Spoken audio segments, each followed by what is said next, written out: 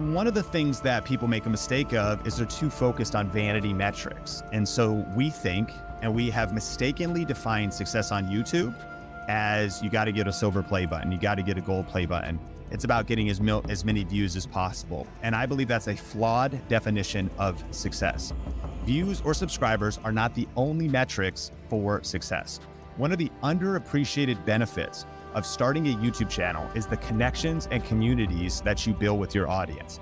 YouTube allows you to build a loyal and engaged following, which can lead to opportunities for monetization, other forms of income, collaborations, and even career opportunities.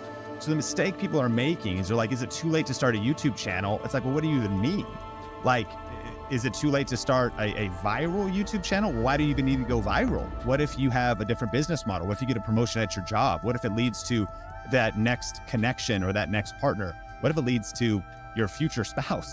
Like, there's a lot of opportunities that could come from starting a YouTube channel.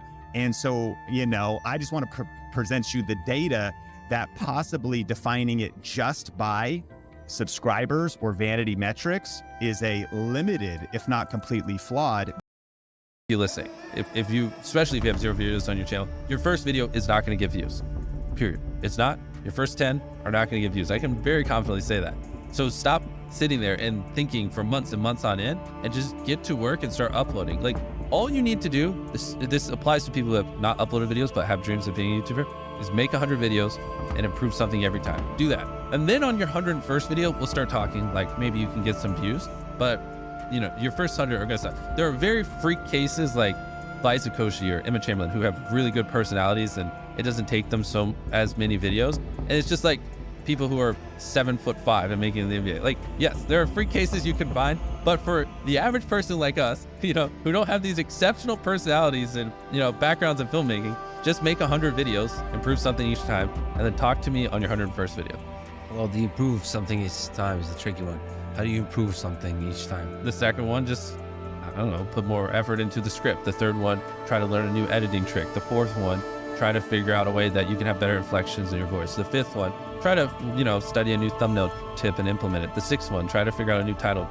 There's infinite ways. That's the beauty of content creation online. There's literally infinite ways, from the coloring to the frame rate, to the editing, to the filming, to the production, to the jokes, to the pacing, to every little thing can be improved, and they can never not be improved. There's literally no such thing as a perfect video. Device, and I show the device. So every phrase has to be supported by footage that shows what's going on. And the more relevant the footage is, the better it is for the video. They have to be as relevant as possible, because sometimes we go to Shutterstock and we're talking about, a lot of students in the US, and then we have these faces that we've seen everywhere, like plastic acting, I don't know.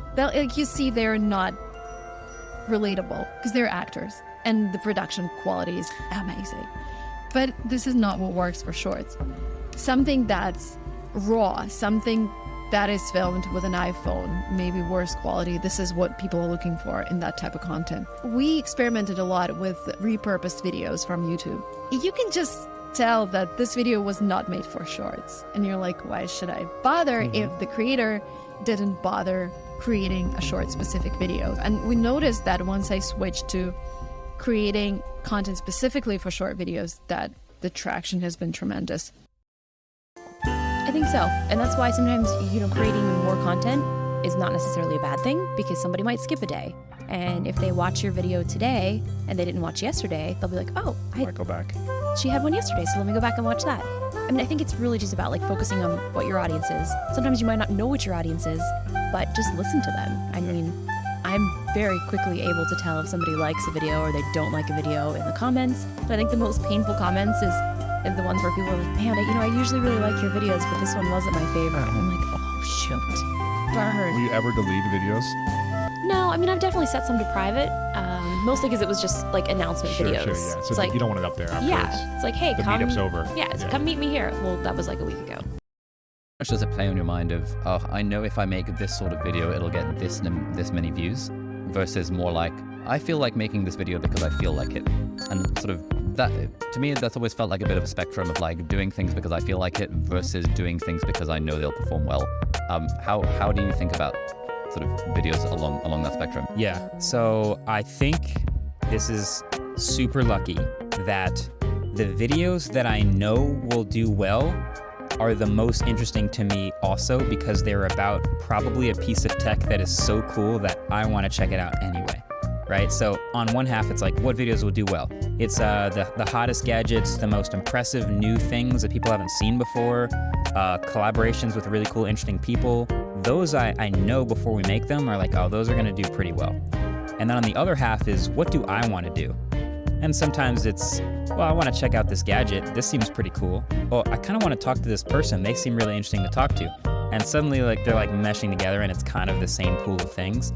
So often, again, it's like I don't have that much pressure to like, I'm not into this video, but I'm gonna do it anyway because I know it'll get a lot of views. That doesn't happen too often for me, because if I know it's gonna get a lot of views, why is that gonna get a lot of views? Because it's a really interesting piece of tech. Oh, okay, so I'm in. And has that always been your attitude, or was that a thing that changed over time? I think that's something I figured out over time. I know that there are videos that I make that aren't going to blow up like the ones that are the most popular gadgets, but I still want to share them because I still think they're cool. And I think if I can make the video in a way that actually shows why I'm so interested in it, then it will eventually be interesting to people and will catch on. So I think that's something I sort of learned probably in the second half of making videos, which is that we can sort of justify pretty much any video we want to make. And like I talked to Jimmy, Mr. Beast, about this a lot. And that guy spent 7 years making videos before he had one that broke 1,000 views or something extraordinary like that. And now he's doing 1 billion views a month. Or my brother Van, who's the most brilliant mind on all of YouTube, and Van had this initial explosion of interest because he and I worked so hard to promote his first videos. And then I explained to him, I was like, look, it's all going to go away. You're going to find your baseline, then you're going to build from there. And he's been consistently uploading for a year, making the best work he can make. And now he's really building out what is going to be a successful long-term career, making videos and putting them on the internet. Yeah, and I think that want to watch that. it's extremely unsexy. It's extremely uninteresting, and no one wants to hear that it takes time, but it takes time. And I think if it's something that, especially if you're young and just getting into this, you don't want to invest. But patience is really the most undervalued aspect of succeeding in the world of media today.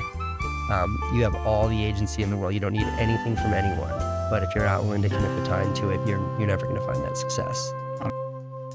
Because now all of a sudden your channel went from say 8 minutes of watch time to 16 minutes of watch time if they watch another one. And it shows that this person is in your little watch web. It also gives you another ad impression. That is the metric that YouTube cares about. Sure, you can ask them to comment, you can ask them to like, that's totally fine. But watching another video exposes them to more of your content and shows YouTube, I am a channel that keeps people on this platform for 16 minutes rather than just 8. Yep, that's incredibly well said. And for everyone listening, 2 call to actions, it sounds like. One in the first third, that may be the like. You don't want to ask them to watch another video and leave your current one. Yes. And the outro, just to clarify, is watch another. Correct, yes. As opposed to decision fatigue of like, watch, comment, subscribe. Yeah, people don't do any of those. It's a meaningless call to action. Know what to make videos about. It would be like a writer saying, I don't know what to write about, therefore I'm not going to write. Or like an artist saying, I don't know what my masterpiece is going to be, therefore I'm not going to hold a paintbrush. It's totally okay for your niche to emerge over time.